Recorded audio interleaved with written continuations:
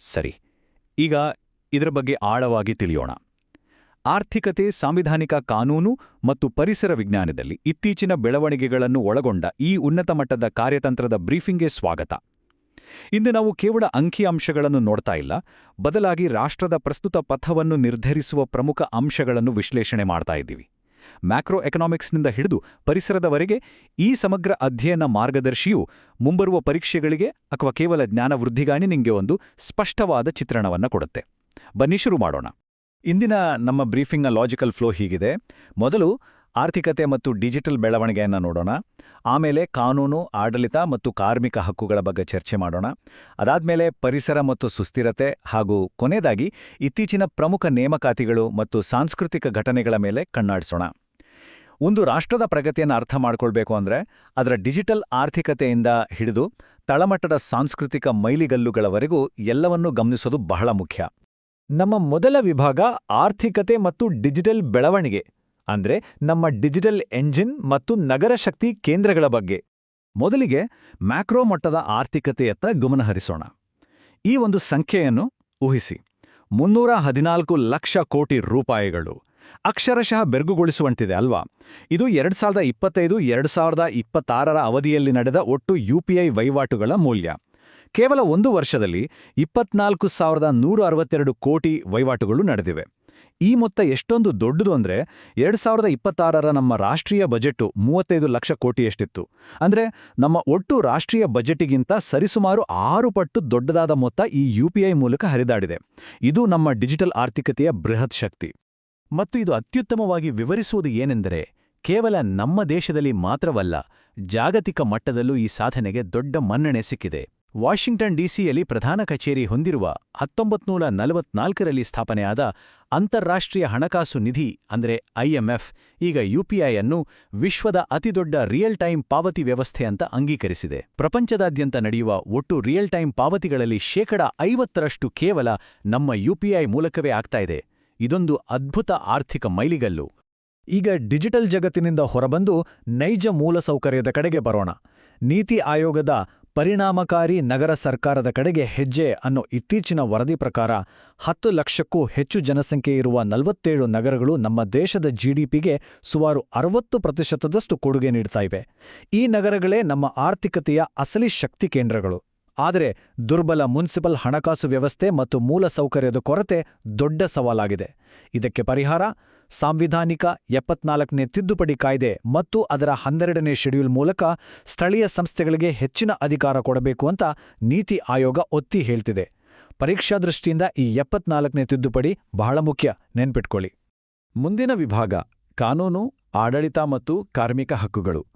ನಮ್ಮ ಸಾಂವಿಧಾನಿಕ ಚೌಕಟ್ಟಿನೊಳಗೆ ಇವು ಹೇಗೆ ಕೆಲಸ ಮಾಡ್ತವೆ ಅಂತ ನೋಡೋಣ. ಆರ್ಥಿಕತೆಯಿಂದ ಆಡಳಿತದ ಇಂಜಿನ್ ರೂಮ್ಗೆ ಸಾಗಿದಾಗ ಸ್ಪಷ್ಟವಾಗಿ ತಿಳಿದುಕೊಳ್ಳಬೇಕಾದ ಒಂದು ಪ್ರಮುಖ ಪದ ಇದೆ. ಅದೇ ಅರೆ ನ್ಯಾಯಾಂಗ ಸಂಸ್ಥೆ ಅಥವಾ ಕ್ವಾಸಿ ಜುಡಿಷಿಯಲ್ ಬಾಡಿ. ಅಂದ್ರೆ ನ್ಯಾಯಾಲಯದಂತೆಯೇ ಅಧಿಕಾರ ಹೊಂದಿರುವ ಒಂದು ಘಟಕ.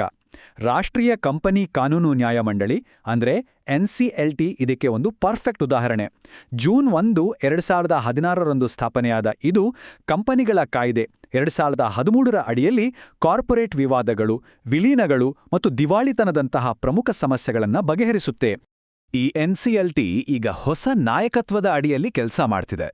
ನ್ಯಾಯಮೂರ್ತಿ ಅನುಪಿಂದರ್ ಸಿಂಗ್ ಗ್ರೇವಾಲ್ ಅವರನ್ನ ಕೇಂದ್ರ ಸರ್ಕಾರ ನೂತನ ಅಧ್ಯಕ್ಷರನ್ನಾಗಿ ನೇಮಿಸಿದೆ.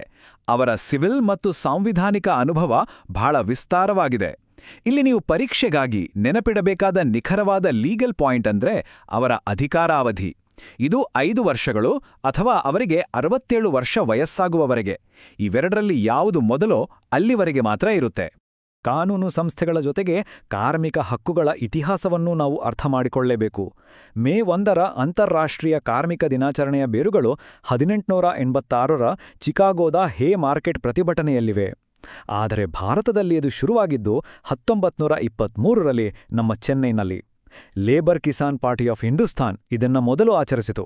ಕುತೂಹಲಕಾರಿ ವಿಷಯ ಏನಂದ್ರೆ 2026ರ ಥೀಮ್ ಇನ್ನೂ ಅನೌನ್ಸ್ ಆಗಿಲ್ಲ. ಆದರೆ 2025ರ ಥೀಮ್ ಸಮಾಜಕ್ಕೆ ಕಾರ್ಮಿಕರ ಕೊಡುಗೆಯನ್ನು ಗೌರವಿಸುವುದು ಎಂಬುದಾಗಿತ್ತು.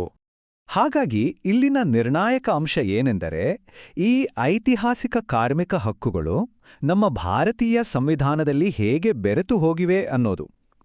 ಮೂಲಭೂತ ಹಕ್ಕುಗಳಲ್ಲಿ ಬರುವ ವಿಧಿ 23 ಬಲವಂತದ ದುಡಿಮೆ ಮತ್ತು ಜೀತ ಪದ್ಧತಿಯನ್ನು ನಿಷೇಧಿಸುತ್ತೆ.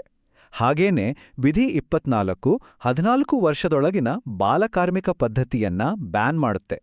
ಇದರ ಜೊತೆಗೆ ರಾಜ್ಯ ನಿರ್ದೇಶಕ ತತ್ವಗಳಲ್ಲಿ ಬರುವ ವಿಧಿ 42 ಮಾನವೀಯ ಕೆಲಸದ ಪರಿಸ್ಥಿತಿಗಳು ಮತ್ತು ಮಹಿಳೆಯರಿಗೆ ಹೆರಿಗೆ ರಜೆಯನ್ನು ಕಡ್ಡಾಯ ಮಾಡುತ್ತೆ. ಸಂವಿಧಾನದ ಅಧ್ಯಯನಕ್ಕೆ ಇವು ಅಕ್ಷರಶಃ ಚಿನ್ನದಂತಹ ಮಾಹಿತಿಗಳು. ವಿಭಾಗ 3 ಪರಿಸರ ಮತ್ತು ಸುಸ್ಥಿರತೆ. ಹೈಟೆಕ್ ತಂತ್ರಜ್ಞಾನದಿಂದ ಹಿಡಿದು ತಳಮಟ್ಟದ ಕಾರ್ಯಗಳವರೆಗೂ ನಮ್ಮ ಆಡಳಿತ ಚೌಕಟ್ಟಿಂದ ಹೊರಬಂದು ಪರಿಸರದ ಕಡೆಗೆ ದೃಷ್ಟಿ ಹರಿಸೋಣ. ಪರಿಸರ ಸಂರಕ್ಷಣೆ ಅಂದ್ರೆ ಕೇವಲ ಮರ ನೆಡೋದಷ್ಟೇ ಅಲ್ಲ. ಬೃಹತ್ ಕೈಗಾರಿಕಾ ತಂತ್ರಜ್ಞಾನಗಳು ಮತ್ತು ಸ್ಥಳೀಯ ಸಮುದಾಯಗಳ ಪ್ರಯತ್ನ ಇವೆರಡೂ ಹೇಗೆ ಒಟ್ಟಿಗೆ ಸಾಗ್ತಿದೆ ಅಂತ ನೋಡಿದ್ರೆ ಆಶ್ಚರ್ಯ ಆಗುತ್ತೆ. ಒಂದ್ಕಡೆ ಗುಜರಾತ್ನ ಕಚ್ನಲ್ಲಿ ಹೈಟೆಕ್ ಹಸಿರು ಮೆಥನಾಲ್ ಘಟಕದ ಮೂಲಕ ಕಾರ್ಬನ್ ಎಮಿಷನ್ ಕಡಿಮೆ ಮಾಡೋ ಕೆಲಸ ಆಗ್ತಿದೆ. ಇನ್ನೊಂದು ಕಡೆ ಡಾರ್ಜಿಲಿಂಗ್ ಮತ್ತು ಚಂಬಲ್ನಲ್ಲಿ ಸ್ಥಳೀಯ ಜನರ ಮೂಲಕವೇ ಪ್ರಾಣಿ ಪಕ್ಷಿಗಳ ಸಂರಕ್ಷಣೆ ನಡೀತಿದೆ ಮತ್ತು ಅದಕ್ಕೆ 2026ರ ಪ್ರತಿಷ್ಠಿತ ವಿಟ್ಲಿ ಪ್ರಶಸ್ತಿ ಕೂಡ ಸಿಕ್ಕಿದೆ. ಇಂಥ ಅದ್ಭುತವಾದ ಕಾಂಟ್ರಾಸ್ಟ್ ಅಲ್ವಾ? ಗುಜರಾತ್ನ ಕಚ್ಚಿನತ್ತ ಒಮ್ಮೆ ಮಾನಸಿಕವಾಗಿ ಪ್ರಯಾಣ ಮಾಡೋಣ. ಅಲ್ಲಿ ಸ್ಥಾಪನೆಯಾಗುತ್ತಿರುವ ಭಾರತದ ಮೊದಲ ಹಸಿರು ಮೆಥನಾಲ್ ಘಟಕದ ಹಿಂದಿರುವ ಐಡಿಯಾ ನಿಜಕ್ಕೂ ಜೀನಿಯಸ್.